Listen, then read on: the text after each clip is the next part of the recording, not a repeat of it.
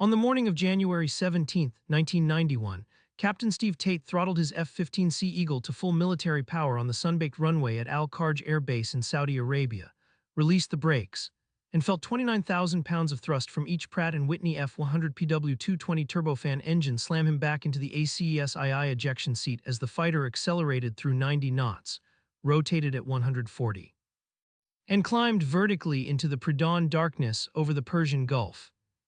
Iraqi Air Force commanders, watching coalition forces mass along the Kuwait border, believed their Soviet-trained MiG-29 and Mirage F-1 squadrons could inflict unacceptable casualties on American pilots through superior numbers, aggressive tactics, and a willingness to accept losses that risk-averse Western air forces would never tolerate. Saddam Hussein himself had assured his air staff that American fighters, designed by committee and built by the lowest bidder, would crumble under pressure from battle-hardened Iraqi veterans who had survived 8 years of brutal air combat against Iran. They were catastrophically wrong. Tate's APG-70 pulse Doppler radar detected an Iraqi Mirage F-1 climbing out of an airbase near Talal at 47 nautical miles, achieved solid track at 38 miles, computed a firing solution that placed the Iraqi pilot in a defensive position with no escape geometry, and Tate pressed the weapon release on his throttle grip to launch an AIM-7 Sparrow semi-active radar homing missile. The Sparrow dropped from the fuselage station, ignited its rocket motor, accelerated to Mach 4, and guided flawlessly on reflected radar energy until its continuous rod warhead detonated 6 feet from the Mirage's fuselage and sent flaming wreckage tumbling into the Iraqi desert. The Iraqi pilot, Captain Adnan, never transmitted a distress call, never deployed chaff or flares, never attempted evasive maneuvers, because he died without ever knowing an American fighter had detected him, tracked him, and killed him from a range where his own radar could not even paint Tate's F-15. That kill, the first aerial victory of Operation Desert Storm, extended an unbroken combat record that today stands at 104 confirmed air-to-air kills across American, Israeli, and Saudi service, with 0 F-15 losses to enemy aircraft in nearly 5 decades of continuous combat operations.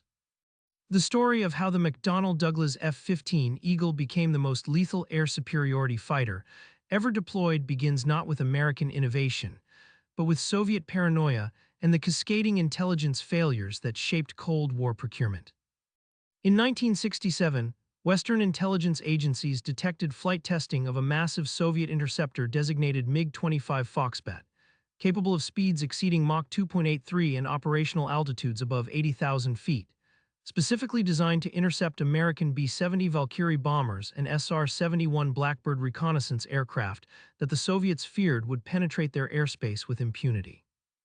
United States Air Force planners, still operating the McDonnell Douglas F-4 Phantom II as their primary air superiority platform, recognized that the Phantom, despite its impressive Vietnam War record, was fundamentally a fleet defense interceptor and ground attack aircraft rather than a pure dogfighter, and that its heavy wing loading, inferior thrust-to-weight ratio, and reliance on semi-active radar missiles designed for bomber interception left American pilots vulnerable to a new generation of Soviet fighters, optimized for high-speed slashing attacks and energy-sustaining maneuvers. In December 1965, the Air Force issued a request for proposals for the FX program, demanding an aircraft capable of achieving air superiority over Central European battlefields where NATO forces would face numerically superior Warsaw Pact air arms, defeating any current or projected Soviet fighter in beyond visual range engagements, and maintaining offensive capability in prolonged turning fights where earlier American designs would bleed energy and die. 8 aerospace firms submitted proposals, but McDonnell Douglas won the competition in December 1969 with a design philosophy captured in a single uncompromising phrase that would define the Eagle for the next 50 years: not a pound for air-to-ground.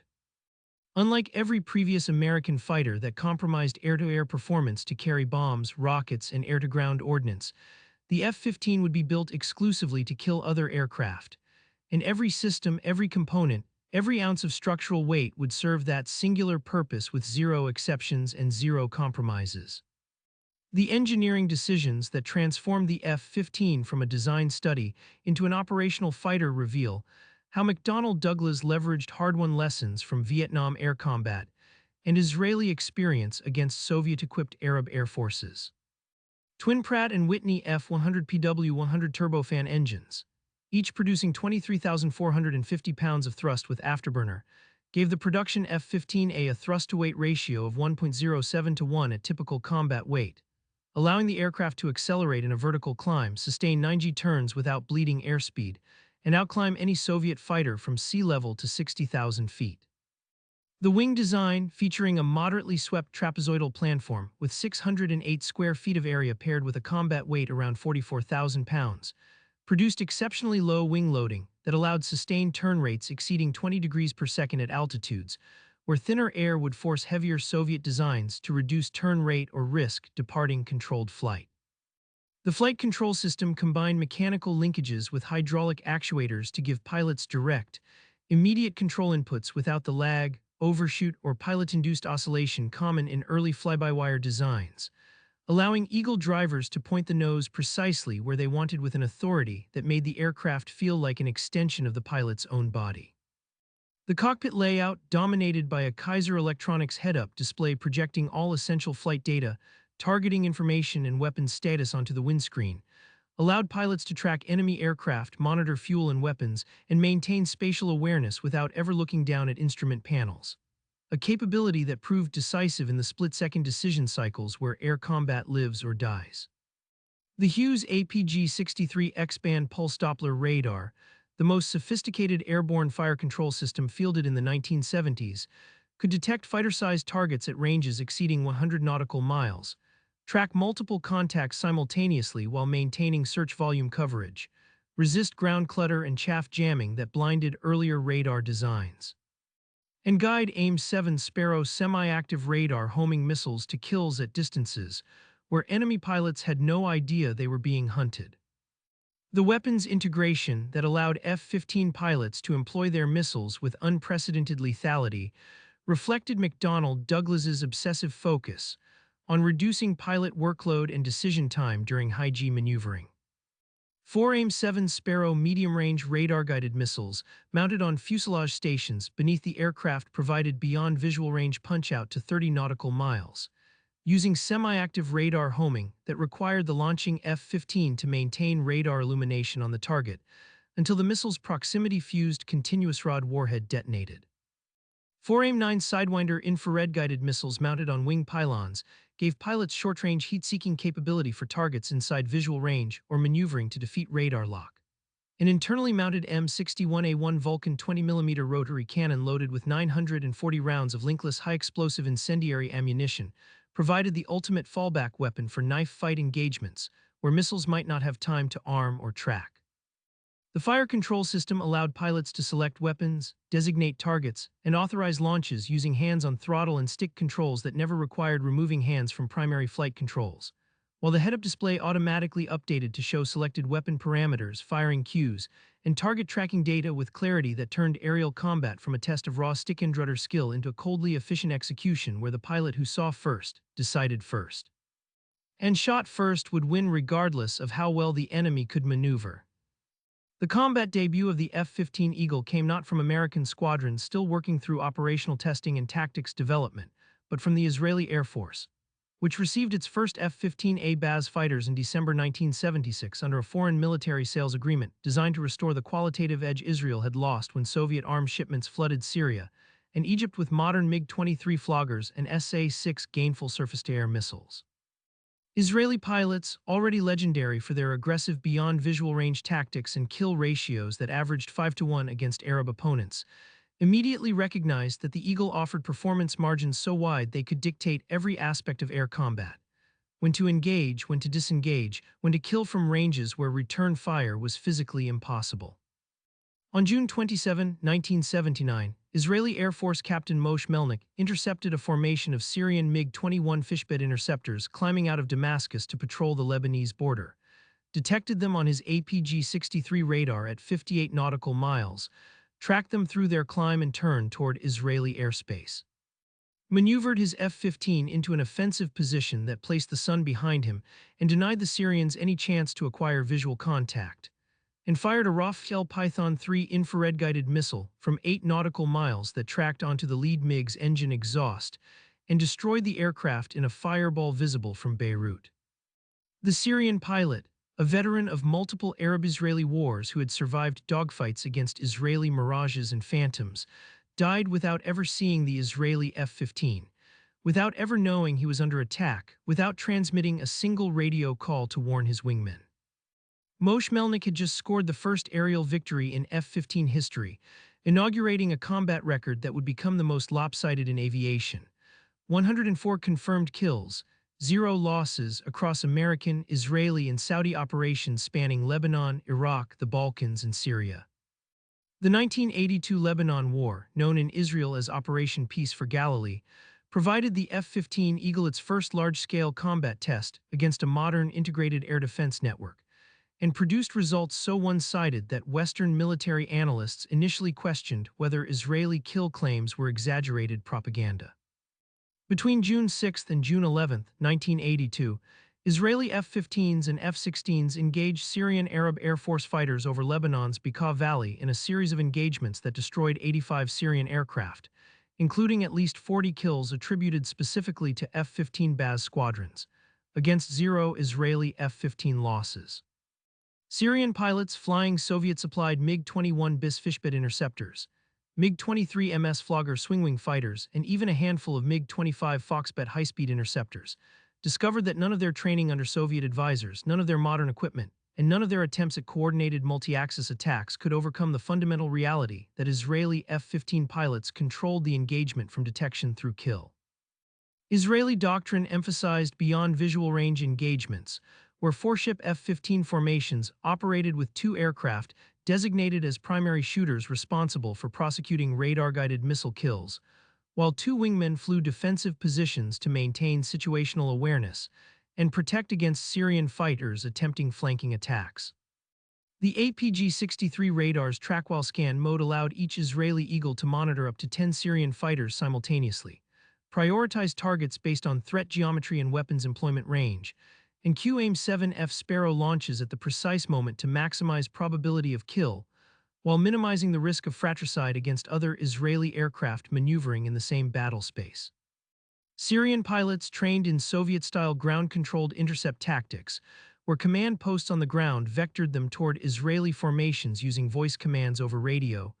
found themselves fighting completely blind against an enemy that saw everything, knew where every Syrian aircraft was located in 3-dimensional space, and coordinated attacks that placed 2 or 3 Israeli F-15s in firing position against a single Syrian MiG, before the Syrian pilot even knew Israeli aircraft were airborne. Israeli F-15 pilot Eitan Ben-Eliyahu, who scored the Eagle's first gun kill during a June 9 engagement when he closed within 2,000 feet of a Syrian MiG-29,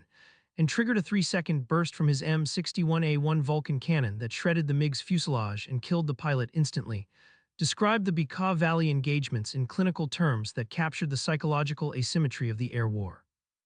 The Syrian pilots never saw us coming, never had any warning that they were targeted,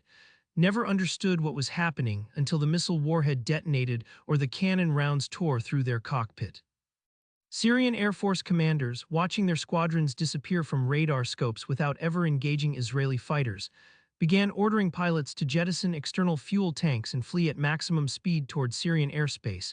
the moment Israeli F-15s appeared on early warning radar, a tacit admission that combat against the Eagle was suicidal and that survival depended on avoiding engagement altogether. The psychological impact rippled across every Arab air force that faced Israeli F-15s. Egyptian pilots refused to fly combat air patrols anywhere near the Sinai border.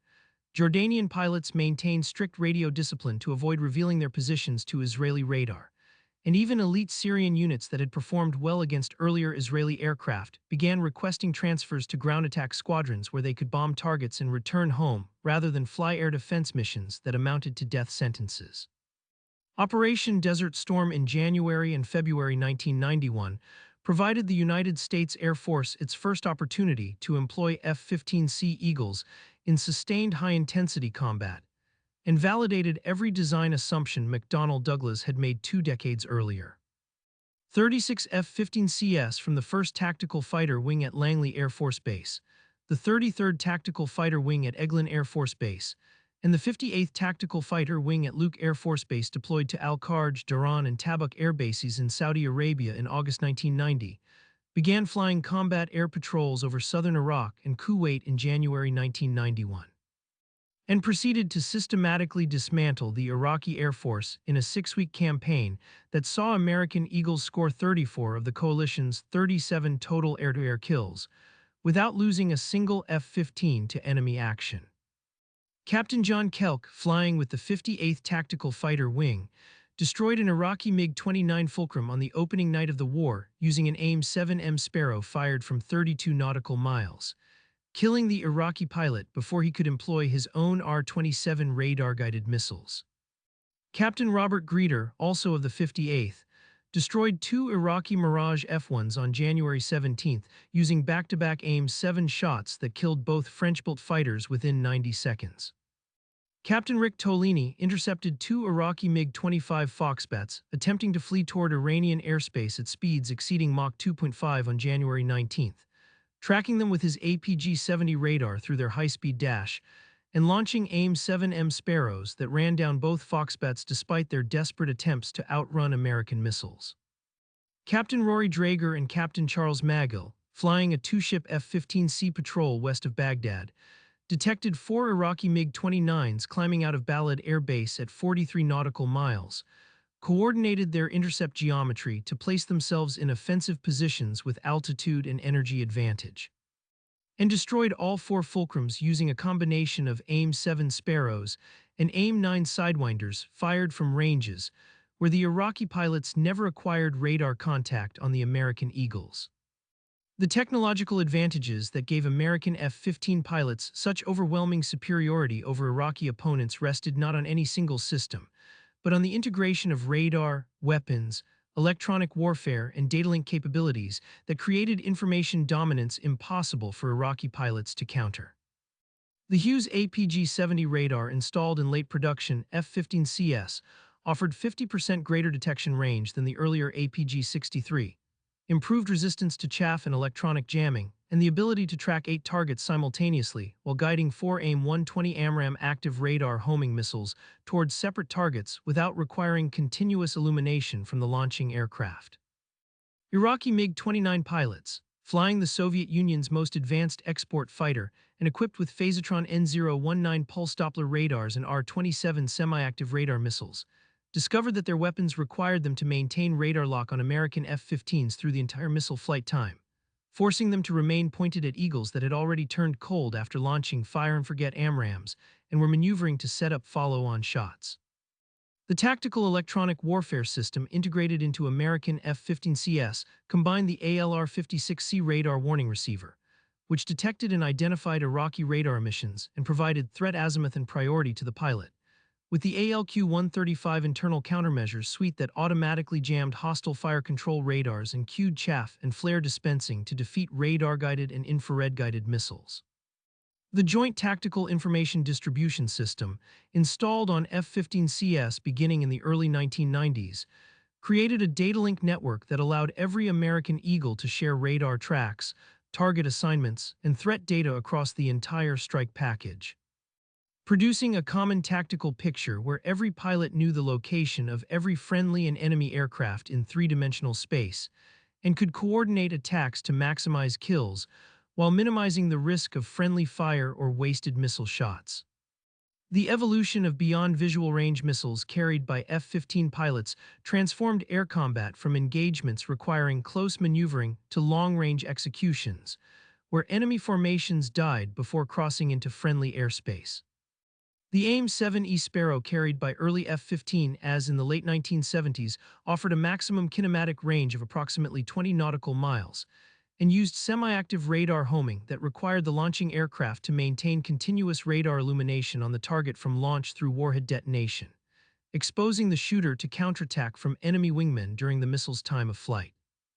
The AIM-7 Sparrow, introduced in the early 1980s, extended maximum range to 28 nautical miles and incorporated monopulse seeker technology that improved resistance to chaff jamming and angle tracking errors.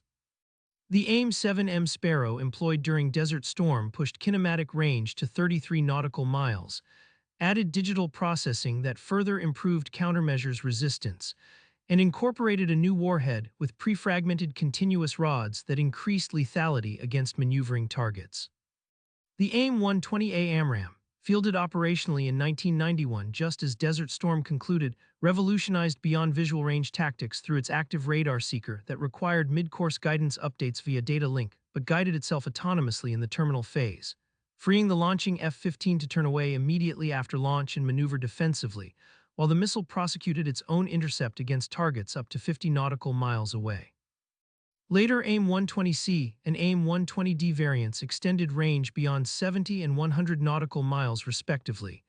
incorporated GPS-aided inertial navigation for improved mid-course accuracy,